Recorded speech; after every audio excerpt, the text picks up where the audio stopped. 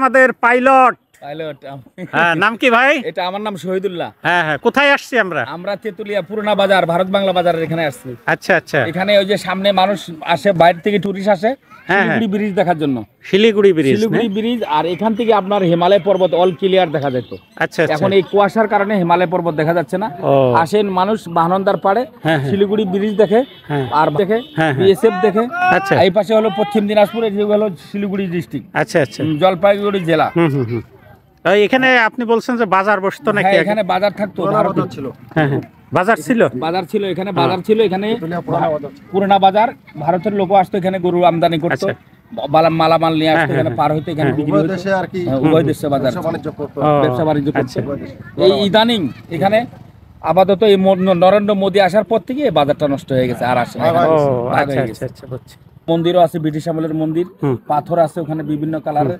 এই পুরা জঙ্গলটা হলো ইন্ডিয়ার, আর জঙ্গলের এই পাশটা হলো বাংলাদেশ। আচ্ছা আচ্ছা, খুব সুন্দর দেখতে, ওখানে দেখার মতো। মানুষ আসে বাইরে থেকে, টুরিস্টরা যারা আসে তাদেরকে আমরা বুঝাই দিই এইভাবে এইভাবে, যে দেখেন আপনারা ওই পাশটা হলো ইন্ডিয়া, নদীর নিচে প্লেয়ার আছে, ভারতের সীমান্তে একটা বড় ব্রিজ আছে। ওই ব্রিজটা হলো অর্ধেক হলো শিলিগুড়ি অল ইন্ডিয়া ব্রিজ, এটাকে বলে পশ্চিম দিনাজপুর, এটাকে হলো শিলিগুড়ি ডিস্ট্রিক্ট।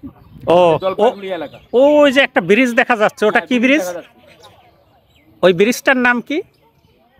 ওটা হলো শিলিগুড়ি ব্রিজ। শিলিগুড়ি ব্রিজ, ও আচ্ছা আচ্ছা, বুঝছি। এই যে নদী পার হইলেই একদম ইন্ডিয়া। ওই যে ওই পাশে হচ্ছে ইন্ডিয়ার লোক, ইন্ডিয়ার লোক। হ্যাঁ, আর এরা কি করছে? পাথর তুলতেছে। এ কি আমাদের বাংলাদেশের? ওই পর্যন্ত যাওয়া যাবে গেলে ওদের কাছে? হ্যাঁ, ওদের কাছে যাওয়া যাবে, কিন্তু ওই যে মহিলাগুলা গোসল করতেছে ওটা হলো ইন্ডিয়ার। ও আচ্ছা আচ্ছা, ঠিক আছে। আমাদের ভাইয়ের সাথে আজকে ঘুরছি, এই যে পাইলট।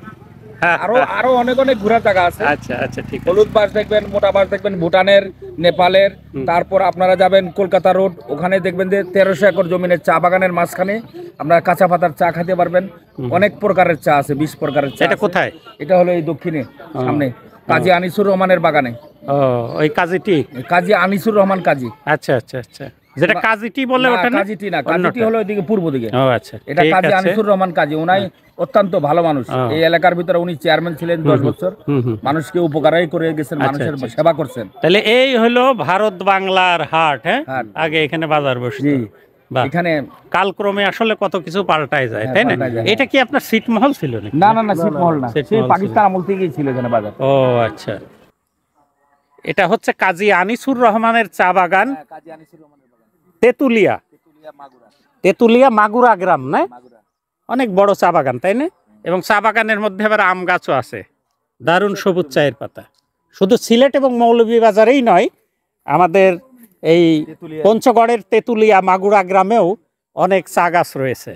এবং এখানে আমরা তাদের নিজস্ব বাগানের যে চা খেলাম, সেই চাটা আরও চমৎকার স্বাদ।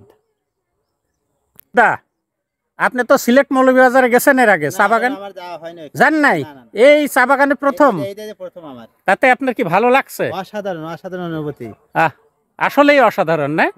মানে সিলেট মৌলভীবাজারে তো প্রচুর চা বাগান, কিন্তু এখানেও যে এত চা গাছ আছে, এটা কিন্তু ছোটবেলায় শুধু বইতেই পড়তাম যে শ্রীমঙ্গলে চা হয়, যা মৌলভীবাজারে দেখে, কিন্তু এখন যে পঞ্চগড়ে চা হয়, এটা বিশাল ব্যাপার। আচ্ছা, তাহলে যারা আসেনি তাদেরকে তো আসতে বলা উচিত, তাই না? যারা বাংলা বান্ধব আসবে তারা যেন অবশ্যই চা বাগানগুলো একটু ঘুরে যায়। আচ্ছা, ভালো লাগবে, অবশ্যই ভালো লাগবে। ধন্যবাদ দাদা।